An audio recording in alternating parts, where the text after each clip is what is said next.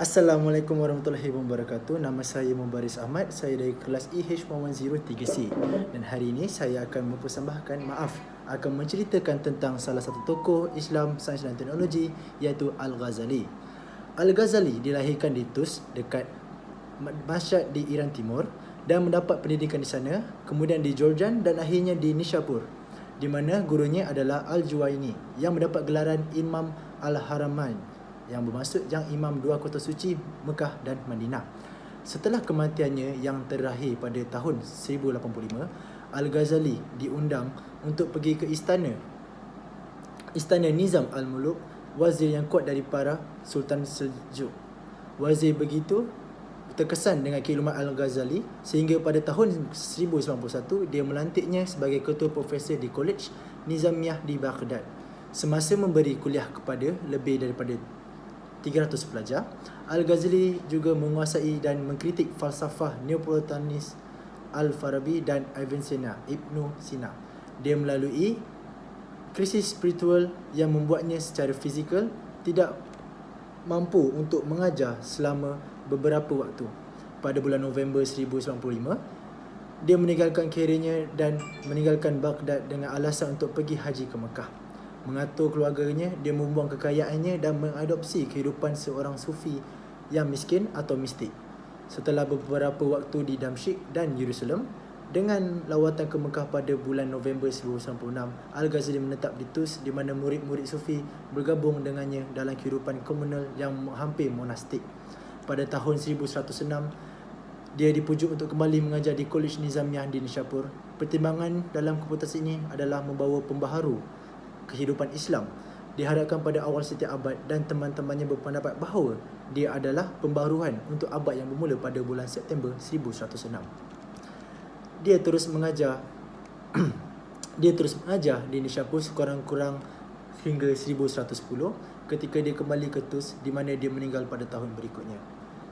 Karya terhebat Al-Ghazali adalah Ihya Ulum Al-Din. Dalam 40 buku dia menjelaskan doktrin dan praktik Islam dan menunjukkan bagaimana buku-buku ini dapat dijadikan landasan kehidupan kebaktian yang mendalam yang mengarah ke tahap yang lebih tinggi dan tasawuf atau mistik.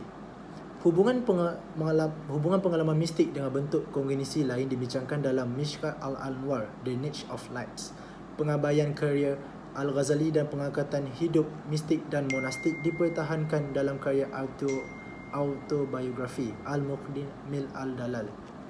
Kajian filosofinya dimulai dengan risalah logik dan memuncak pada tahafut Al-Falasifah, di mana dia mempertahankan Islam terhadap ahli falsafah seperti Avicenna yang berusaha menunjukkan pandangan spekulatif tertentu yang bertentangan dengan ajaran Islam yang diterima. Sebagai persiapan untuk risalah utama ini, dia menerbitkan kisah objektif Maqasid Al-Falasifah, The Aims of Philosopher, iaitu ajaran mereka. Buku ini berpengaruh di Eropah dan merupakan buku pertama yang diterjemahkan dari bahasa Arab ke bahasa Latin.